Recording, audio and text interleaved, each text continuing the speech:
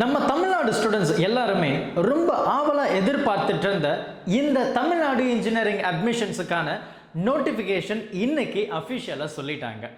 TNEA 2026க்கான counselling process, அதனுடைய registration details, random number, rank list, இந்த மாதிரி ஒவ்வொன்றுத்துக்கான ஸ்கெடியூலை நம்மளுடைய அஃபிஷியல் வெப்சைட், அதாவது டிஎன்இஏ ஆன்லைன் .org அப்படின்ற வெப்சைட்டில் நமக்கு அனௌன்ஸ்மெண்ட் பண்ணியிருக்காங்க.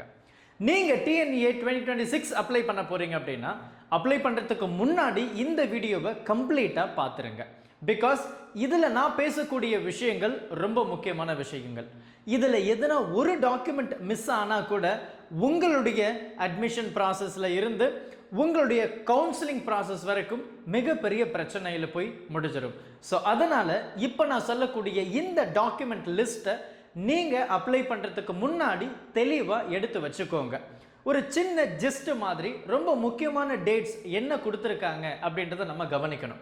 ஸோ நம்முடைய டிஎன்இஏ 2026 பார்த்தீங்கன்னா ரெஜிஸ்ட்ரேஷன் இன்னைக்கு, அதாவது 3/5/2026 இன்னைக்கு நம்மளுடைய ரெஜிஸ்ட்ரேஷன் ஸ்டார்ட் ஆகுது. எப்போ முடியுதுன்னு பார்த்தீங்கன்னா அடுத்த மாதம் 2ஆம் தேதி வரைக்கும் இந்த ரெஜிஸ்ட்ரேஷன் ஓப்பனில் தான் இருக்கு. ஸோ ஆல்மோஸ்ட் உங்களுக்கு ஒரு மாதம் டைம் வந்து இந்த இடத்துல இருக்கு. மோஸ்ட் ஆஃப் த ஸ்டூடெண்ட்ஸ் கேட்கக்கூடிய டவுட்ஸ் என்ன தெரியுமா? சார், நான் முதல்லையே ரெஜிஸ்ட்ரேஷன் பண்ணிட்டேன்னா எனக்கு முன்னாடியே கவுன்சிலிங் கூப்பிட்டுருவாங்களா அப்படின்றது தான். ஸோ இதில் வந்து முக்கியமான விஷயம், நீங்கள் எடுக்கக்கூடிய 12th மார்க் மட்டும்தான். ஸோ அதை பேஸ் பண்ணி அதுக்கப்புறம் உங்களுடைய கம்யூனிட்டி பேஸ் பண்ணி ரேண்டம் நம்பர், ரேங்க் லிஸ்ட், இந்த மாதிரி நிறைய விஷயங்களை பேஸ் பண்ணி தான் உங்களுக்கான டேட் வந்து அலாட் பண்ணுவாங்க. ஸோ அந்த வகையில் ரேண்டம் நம்பர் வந்து பார்த்தீங்கன்னா 5ஆம் தேதி 6ஆம் மாதம் ரிலீஸ் பண்ணுறாங்க. Document verification, right? So document வெரிஃபிகேஷன்ஸ்லேருந்து டாக்குமெண்ட் அப்லோட் பண்ணுறதுலேருந்து எல்லா டேட்டும் நமக்கு கொடுத்துருக்காங்க. So last date to upload your documents பார்த்தீங்கன்னா 6ஆம் தேதி 6ஆம் மாதத்தோட முடியுது. அதாவது ஜூன் 6ல் நீங்கள் லாஸ்ட்டாக உங்களுடைய டாக்குமெண்ட்ஸை அப்லோட் பண்ணி முடிச்சிருக்கணும். டேட் வெரிஃபிகேஷன் எப்போ பண்ணுறாங்க அப்படின்னா ஜூன் 8ஆம் தேதி அந்த டாக்குமெண்ட் வெரிஃபிகேஷன் நமக்கு பண்ணிட்டு இருக்கிறாங்க. ஸோ இது எல்லாம் முடிச்சிட்ட பிறகு நம்ம ரொம்ப ஆவலாக எதிர்பார்த்துட்டு இருக்கிற ஒரு டேட் என்ன தெரியுமா? ஒரு டேட் என்னன்னா இந்த 29/6 ஜூன் 29 தான். ஏன்னா இந்த இடத்துல தான் நமக்கு ரேங்க் லிஸ்ட் வந்து ரிலீஸ் பண்ண போகிறாங்க. இந்த ரேங்க் லிஸ்ட்டை பேஸ் பண்ணி தான் உங்களுக்கு எந்த டேட்டில் கவுன்சிலிங் வரப்போகுது அப்படின்றது நீங்கள் தெரிஞ்சுக்க முடியும். ஸோ அது ஜூன் 29 வரப்போகுது. அதுக்கப்புறம் அதில் ஏதாவது மிஸ்டேக்ஸ் இருக்குது அப்படின்னு நீங்கள் ஃபீல் பண்ணுறீங்க அப்படின்னா அதுக்கான அப்டேஷன்ஸ் வந்து 30ஆம் தேதி 6ஆம் மாதத்தில் இருந்து 4ஆம் தேதி 7ஆம் மாதம் வரைக்கும் அலோவ் பண்ணுறாங்க. அப்போ நம்மளுடைய கவுன்சிலிங் எப்போ சார் ஸ்டார்ட் ஆகும் அப்படின்னா ஜூலை ஃபர்ஸ்ட் வீக் இல்லை செகண்ட் வீக்கில் நம்மளுடைய கவுன்சிலிங் வந்து ஸ்டார்ட் ஆக போகுது. சரி, இந்த வீடியோவுடைய முக்கியமான நோக்கம் என்ன அப்படின்னா ஸ்டூடெண்ட்ஸ் வந்து டாக்குமெண்ட்ஸை பக்காவாக ரெடி பண்ணி வச்சுருக்கணும். ஏன்னா ஒரு சில டாக்குமெண்ட்ஸ் வந்து பார்த்தோன்னா நம்ம அப்ளை பண்ணி வர்றதுக்கு டிலே ஆகும். ஸோ அதெல்லாம் உங்கள் மனசில் வச்சுக்கிட்டு நீங்கள் எந்த மாதிரி டாக்குமெண்ட்ஸை ரெடி பண்ணணும். முதல்ல நீங்கள் இந்த ரெஜிஸ்ட்ரேஷன்ஸ்குள்ளே போகும்போது உங்களுடைய பேசிக் டீட்டெயில்ஸை கேட்பாங்க. அதாவது உங்களுடைய நேம், உங்களுடைய இமெயில் ஐடி, உங்களுடைய மொபைல் நம்பர். இதில் ரொம்ப முக்கியமாக கவனிக்க வேண்டியது உங்களுடைய மொபைல் நம்பரும் இமெயில் ஐடியும் தான். ஈவன் உங்களுடைய நேமும் கூட தான். பட் இந்த இடத்துல வந்து பார்த்தீங்கன்னா உங்களுடைய மொபைல் நம்பருக்கு ஒரு ஓடிபி வரும். அந்த ஓடிபி, அந்த ரெஜிஸ்டர்டு மொபைல் நம்பரை ரொம்ப கேர்ஃபுல்லாக பண்ணுங்க. அது மட்டும் இல்லாமல் இமெயில் ஐடி, அதில் உங்களுக்கு அடுத்தடுத்துக்கான அப்டேட் என்னன்றது உங்களுக்கு வந்துடும். ரெண்டாவது என்ன தெரியுமா? இந்த கம்யூனிட்டி அண்ட் ரிசர்வேஷன். ஸோ இந்த டிஎன்இஏ 2026 பொறுத்த வரைக்கும், டிஎன்இஏவை பொறுத்த வரைக்குமே உங்களுடைய கம்யூனிட்டி பேஸ் ரொம்ப முக்கியமானதாக நம்ம இங்கே கவனிக்கிறோம். ஸோ அதில் குறிப்பாக நீங்கள் கம்யூனிட்டி அண்ட் ரிசர்வேஷன் அப்படின்னு சொல்லும்போது கம்யூனிட்டி வைஸ் நமக்கு ரேங்க் ஒன்று வரும். அந்த ரேங்க் பேஸ், ஏன்னா கம்யூனிட்டி பேஸ் தான் நமக்கு வந்து சீட் அலாட்மெண்ட்ஸும் ஒவ்வொரு கல்லூரிகளில் ஒவ்வொரு டிபார்ட்மெண்ட்ஸுக்கும் கொடுத்துருப்பாங்க. ஸோ இந்த கம்யூனிட்டி சர்டிஃபிகேட்ஸை வந்து மேண்டேட்ரியாக நீங்கள் எடுத்து வச்சுக்கிற மாதிரி பார்த்துக்கோங்க. ஸ்பெஷல் ரிசர்வேஷன், இந்த ஸ்பெஷல் ரிசர்வேஷன் அப்படின்னு சொல்லும்போது நீங்கள் வந்து எக்ஸ் சர்வீஸ் மேன் ஒரு பேரனோ பேத்தியாவோ இல்லை பையனாவோ இல்லை பொண்ணாவோ இருந்தீங்க அப்படின்னா நீங்கள் அந்த எக்ஸ் சர்வீஸ் மேனில் நீங்கள் வருவீங்க. அடுத்து டிஃப்ரெண்ட்லி டிசேபிள்டு. ஸோ இந்த மாதிரி டிஃப்ரெண்ட்லி ஏபிள்டு ஸ்டூடெண்ட்ஸ் இருக்கீங்க அப்படின்னா நீங்களும் இந்த ஸ்பெஷல் ரிசர்வேஷன்ஸ்க்கு வருவீங்க. அடுத்து ஸ்போர்ட்ஸ் கோட்டா. ஸோ ஸ்போர்ட்ஸ் கோட்டாவில் நீங்கள் வந்து நேஷ்னல் லெவலில் சர்டிஃபிகேட்ஸ் வாங்கியிருக்கிறீங்க அப்படின்னா நீங்கள் வந்து தாராளமாக இந்த ஸ்போர்ட்ஸ் கோட்டாவில் வந்து நீங்கள் வரலாம். ஸோ ஓவரால் வந்து பார்த்தோன்னா நமக்கு வந்து ஒரு 500 சீட்ஸ் அந்த மாதிரி தான் வந்து ஒதுக்கியிருப்பாங்க. ஸோ இதில் நம்ம ரொம்ப முக்கியமான விஷயம் என்ன அப்படின்னா இந்த மாதிரி இருக்கக்கூடிய டீட்டெயில்ஸை ரொம்பவே தெளிவாக கிளியராக அப்லோட் பண்ணிவிடுங்க. ஏன்னா இதில் நீங்கள் மிஸ்டேக்ஸ் பண்ணிட்டீங்கன்னா கரெக்ஷன்ஸ் பண்ணுறது ரொம்பவே கடினமாக முடிஞ்சிடும். ஸோ அதனால் இதையெல்லாம் ரொம்ப கேர்ஃபுல்லாக பார்த்துக்கிறது நல்லது. மூணாவது செக்மெண்ட் வந்து பார்த்தீங்கன்னா ஸ்கூல் அண்ட் ஸ்டடி டீட்டெயில்ஸ். உங்களுடைய ஸ்கூல் டீட்டெயில்ஸ் அப்படின்னு சொல்லும்போது உங்களுடைய EMIS number. So EMIS number வந்து ரொம்ப முக்கியமானது. உங்கள் ஸ்கூல்ஸில் போனீங்கன்னாவே அதில் எம்இஸ் நம்பர் அப்படின்னு சொல்லி அவங்க மென்ஷன் பண்ணியிருப்பாங்க. எங்கே உங்களுடைய டிசிலேயே அது இருக்கும். ஸோ எம்இஸ் நம்பர் வந்து ரொம்ப ரொம்ப மேண்டேட்ரியாக நம்ம பார்க்குறோம். நீங்கள் கவர்மெண்ட் ஸ்கூலில் 6வதுல இருந்து 12வது வரைக்கும் படிச்சிருந்தீங்க அப்படின்னா உங்களுக்கு வேற லெவலில் ஒரு பெனிஃபிட் வந்து கிடைக்கும். அது உங்களுக்கே தெரிஞ்சிருக்கும். ஸோ அதுக்கான டீட்டெயில்ஸ் வந்து நீங்கள் ப்ரொவைட் பண்ணணும்.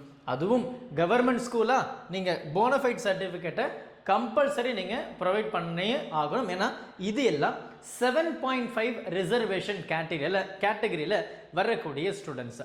இவங்களுக்கு வந்து பார்த்தீங்கன்னா காலேஜ் ஃபீஸ் எல்லாமே கவர்மெண்ட்டே நமக்கு சப்போர்ட் பண்ணுறதுனால நீங்கள் இது எதுவுமே பே பண்ண தேவையில்லை. ஸோ அவங்க எல்லாம் 7.5 ரிசர்வேஷன் கேட்டகரியில் வந்துடுவாங்க. அடுத்து உங்களுடைய TC and then community certificate முன்னாடி சொன்ன மாதிரி. ஸோ உங்களுடைய டிசி ட்ரான்ஸ்ஃபர் சர்டிஃபிகேட்டுமே வந்து ரொம்ப முக்கியமானதை நம்ம பார்க்குறோம். ஸோ இந்த இடத்துல நீங்கள் எல்லாமே ஆன்லைன்லேயே பண்ணுறதுனால நீங்கள் ஸ்கேன் பண்ணி இது எல்லாம் ரெடி பண்ணி வச்சுருக்கணும். புரியுதுங்களா? அண்ட் அதுலேயுமே வந்து பார்த்தீங்கன்னா குறிப்பாக உங்களுடைய 10th mark sheets 12th mark sheets இதுவுமே நம்ம வந்து கவனமாக பார்க்கணும். அதுதான் 4வது செக்ஷன்ஸில் நம்ம பேச போகிறோம். ஸோ மார்க்ஸ் அண்ட் அகாடமிக்ஸ் நீங்கள் 10th and 12th mark sheets வந்து ரொம்ப முக்கியமாக நம்ம கவனிக்கிறோம். அதையும் ஸ்கேன் பண்ணி ரெடி பண்ணி வச்சுக்கோங்க. நீங்கள் அப்லோட் பண்ணுறதுக்கு உங்களுக்கு ரொம்ப ஈஸியாக இருக்கும். இதில் நம்மளுடைய 10th and 12th நீங்கள் அப்லோட் பண்ணும்போது உங்களுடைய நேம் கரெக்டாக இருக்கா, உங்களுடைய டேட் ஆஃப் பர்த் கரெக்டாக இருக்கா அப்படின்றதையும் பார்த்துக்கோங்க. ஏன்னா ஒரு சில இடத்துல ஒரு ஸ்டூடெண்ட் ஒரே கட் ஆஃப் ஒரே கம்யூனிட்டி அப்படின்னு வரும்போது உங்களுடைய டேட் ஆஃப் பர்த்தை பார்த்து தான் அவங்க முன்னாடி கொடுக்கணுமா இல்லை பின்னாடி கொடுக்கணுமா அப்படின்றதையும் டிசைட் பண்ணுவாங்க. ஸோ மேக் ஷூர் உங்களுடைய டேட் ஆஃப் பர்த் எஸ்பெஷலி நம்முடைய 10th மார்க் ஷீட்ஸில் இருந்தே அவங்க எடுத்துக்கிறாங்க. ஸோ அதையும் நீங்கள் ரொம்ப தெளிவாக பார்த்துக்கணும். அடுத்து 12th நீங்கள் எழுதியிருப்பீங்க இல்லையா, அதனுடைய ரெஜிஸ்ட்ரேஷன் நம்பருமே ரொம்ப கேர்ஃபுல்லாக டைப் பண்ணி வச்சுக்கோங்க. ஸோ இது எல்லாம் நமக்கு ரொம்ப முக்கியமானது. உங்களுடைய 12th மார்க்கும் கரெக்டாக இருக்கிற மாதிரி பார்த்துக்கோங்க. ஏன்னா கட் ஆஃபே அதை பேஸ் பண்ணி தான், ரேங்க்கும் அதை பேஸ் பண்ணி தான் வரப்போகுது. அடுத்து நமக்கு வந்து பார்த்தீங்கன்னா 5வது இடத்துல இந்த ஃபினான்ஷியல் டீட்டெயில்ஸ் அப்படின்ற ஒரு விஷயத்தை நம்ம கவனிக்கணும். இந்த ஃபினான்ஷியல் டீட்டெயில்ஸ் அப்படின்னு சொல்லும்போது நம்மளுடைய பேரண்ட்ஸினுடைய ஆனுவல் இன்கம் எவ்வளவு இருக்குது, ரைட்? நம்ம பேரண்ட்ஸினுடைய ஆனுவல் இன்கம் எந்த மாதிரி இருக்குது. ஸோ இதில் வந்து பார்த்தோம் அப்படின்னா நம்ம வந்து ஃபஸ்ட்டு கிராஜுவேட்டாக இருக்கிறோம், போஸ்ட் மெட்ரிக் ஸ்காலர்ஷிப் அப்படின்னு சொல்லும்போது நீங்கள் எஸ்சி எஸ்டிஏ இந்த மாதிரி கேட்டகரியில் வரக்கூடிய ஸ்டூடெண்ட்ஸாக இருக்கீங்க அப்படின்னா உங்களுடைய இன்கம் லெஸ் தென் 2 lakh அப்படின்னு சொல்லும்போது உங்களுக்கு இந்த போஸ்ட் மெட்ரிக் ஸ்காலர்ஷிப் வந்து ப்ரொவைட் பண்ணுறாங்க. ஸோ நம்மளுடைய கவர்மெண்ட்டே கிட்டத்தட்ட 50,000 60,000 ஃபார் ஷுர் 50,000 கிட்ட நீங்கள் வந்து ஸ்காலர்ஷிப் வாங்கிக்கலாம். அப்போ நீங்கள் ஃபீஸ் பே பண்ணுறதுல இது ஒரு மிகப்பெரிய பேர்டனை குறைக்கும் அப்படின்றதுல எந்த சந்தேகமும் கிடையாது. ஸோ மேக் ஷுர் நீங்கள் அந்த ஆனுவல் இன்கம் ரெடி பண்ணும்போது 2 lakh கீழே இருக்கிற மாதிரி பார்த்துக்கோங்க. ஸோ ஃபஸ்ட்டு கிராஜுவேட் இவங்களுக்கும் ஒரு தனி ஸ்காலர்ஷிப் வந்து இருக்குது. அதுக்கப்புறம் போஸ்ட் மெட்ரிக் ஸ்காலர்ஷிப் அப்படின்னு நம்மளுடைய கவர்மெண்ட் வந்து ப்ரொவைட் பண்ணுறாங்க. ஸோ இதில் ஃபினான்ஷியல் டீட்டெயில் ரொம்பவே மேண்டேட்ரியாக நம்ம பார்க்குறோம். அடுத்து இது நீங்கள் ரெஜிஸ்ட்ரேஷன் ஃபீஸ் எப்படி சார், ஃபீஸ் நீங்கள் எப்படி கட்டுவீங்க அப்படின்னா டெபிட் கார்டில் பண்ணலாம். Debit card, credit card, UPI. இப்போ எல்லாமே யூபிஐயில் தான் எல்லாமே வந்துருச்சு. யாருமே பெருசாக வந்து கார்டு டீட்டெயில்ஸ் கொடுத்து நெட் பேங்கிங்லாம் பண்ணுறது ரொம்ப ரொம்ப ரேர் தான். ஸோ எல்லாருமே யூபிஐக்குள்ளே போயாச்சு. ஸோ நீங்கள் ரெஜிஸ்ட்ரேஷன் ஃபீஸ் வந்து ஒவ்வொரு அப்ளிகேட்டும் பே பண்ணணும். அதில் நீங்கள் வந்து ஓபிசி பிசி, பிசிஎம், எம்பிசி இந்த மாதிரி கேட்டகரியில் வர்றீங்கன்னா 500 rupees வந்து நீங்கள் பே பண்ணுற மாதிரி இருக்கும். எஸ்சி, எஸ்சிஏ, எஸ்டி இந்த கம்யூனிட்டியில் வர்றீங்க அப்படின்னா நீங்கள் வந்து 250 rupees வந்து பே பண்ணுற மாதிரி இருக்கும். அண்ட் நீங்கள் இதெல்லாம் இல்லை சார் நான் டிடி தான் கொடுக்க போகிறேன் அப்படின்னா நீங்கள் டிஎஃப்சி சென்டரில் போயிட்டு டைரெக்டாக கொடுக்குற மாதிரி இருக்கும். ஸோ இது எல்லாம் நம்ம ரொம்ப முக்கியமாக கவனிக்கணும். அடுத்து இந்த செக்ஷன் 7 இது ரொம்ப ஆப்ஷனல் தான். ஆதார் கார்டு நீங்கள் ஆதார் கார்டு கொடுக்குற மாதிரி இருந்ததுன்னா நீங்கள் கொடுங்க. ஸோ என்னுடைய சஜஷன்ஸ் என்ன அப்படின்னா ஆதார் கார்டை நீங்கள் மேண்டேட்டரியாக கொடுத்துக்கோங்க. பிகாஸ் எவ்ரி ஸ்டூடெண்ட் எல்லாருக்கிட்டையும் அந்த ஆதார் கார்டு அப்படின்ற ஒரு விஷயம் வந்து இருக்குது. ஸோ ஆதார் கார்டு டீட்டெயில்ஸ் வந்து ஆப்ஷனல் தான். ஆனால் நீங்கள் கொடுக்கும்போது ஃபர்தராக அவங்க வெரிஃபிகேஷன் பண்ணுறதுக்கு ரொம்பவே ஹெல்ப்ஃபுல்லாக இருக்கும். ஸோ நீங்கள் ஆதார் கார்டு கொடுக்கும்போது அது உங்களுக்கு பெனிஃபிஷியல் தான். ஸோ மேக் ஷுர் இதை மஸ்ட் அப்லோட் பண்ணுற மாதிரி பார்த்துக்கோங்க. இப்போ நான் சொன்ன எல்லா டாக்குமெண்ட்ஸும் உங்களுடைய கம்யூனிட்டி சர்டிஃபிகேட் ஆகட்டும், உங்களுடைய டிசி ஆகட்டும், 10th mark sheet, 12th mark sheet, annual income, அதுக்கப்புறம் நீங்கள் ஃபஸ்ட்டு கிராஜுவேட்னா அந்த ஃபர்ஸ்ட் கிராஜுவேட் சர்டிஃபிகேட்ஸ், நீங்கள் 6th to 12th கவர்மெண்ட் ஸ்கூலில் படிச்சிங்கன்னா அதுக்கான போனஃபைட் சர்டிஃபிகேட்ஸ் எல்லாமே பக்காவாக அழகாக ஸ்கேன் பண்ணி வச்சுக்கோங்க. குறிப்பாக நீங்கள் கையெழுத்து போடுற அந்த சிக்னேச்சர், அதுக்கப்புறம் அதை வந்து ஸ்கேன் பண்ணி வச்சுக்கோங்க. உங்களுடைய ஃபோட்டோஸை ஸ்கேன் பண்ணி வச்சுக்கோங்க. இது எல்லாமே மேண்டேட்ரி. இது எல்லாத்தையும் தாண்டி உங்களுடைய mobile phone number and then email ID இதையுமே வந்து தெளிவாக வச்சுக்கோங்க. இது எல்லாமே நீங்கள் ரெஜிஸ்ட்ரேஷன் பண்ணும்போது தேவைப்படக்கூடிய ரொம்ப முக்கியமான விஷயங்கள். ஸோ இந்த வீடியோ உங்களுக்கு யூஸ்ஃபுல்லாக இருந்தது அப்படின்னா மறக்காமல் ஷேர் பண்ணிவிடுங்க. அண்ட் அது மட்டும் இல்லாமல் இனிமேல் நம்ம இந்த டிஎன்ஏ ரிலேட்டடாக இருக்கக்கூடிய அப்டேட்ஸு, டாப் காலேஜஸ் எல்லாமே உங்களுக்காக நான் ரெகுலராக போஸ்ட் பண்ண போகிறேன். Thank you. Help others with a smile.